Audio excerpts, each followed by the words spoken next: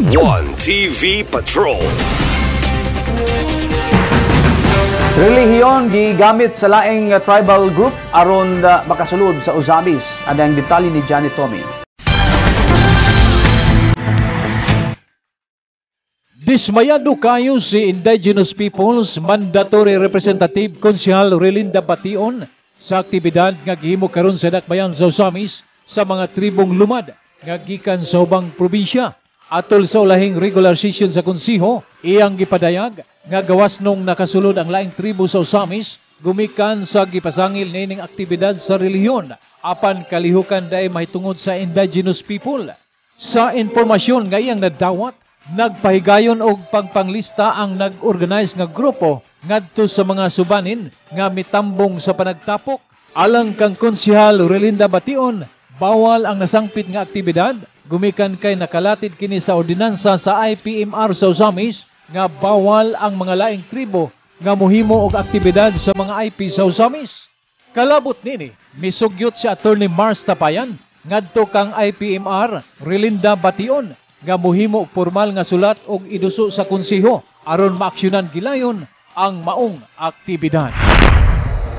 Gamay problema nako sa IT kay daghan kaayong ga-text nako about ani nga kuan ba schedule kay ningon sila as chieftain daw unsa daw akong buhaton.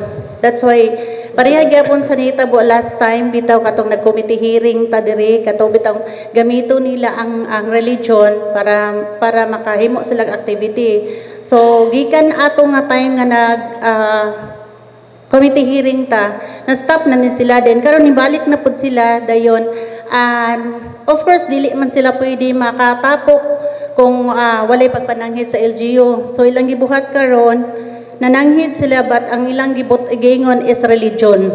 That's why na-approve sila.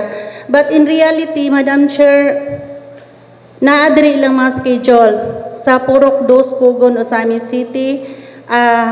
September 16 to 17 orientations seminar all Balian. So kabalo kay ko ni ka IP man ko. So about Balian is sa Subanin gini.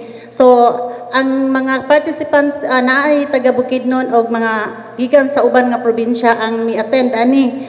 Then sa 18 to 19 tribal wedding. So pasabot kung tribal wedding mga IP gina siya. So naani ang ilang mangunggi permit is dili mao.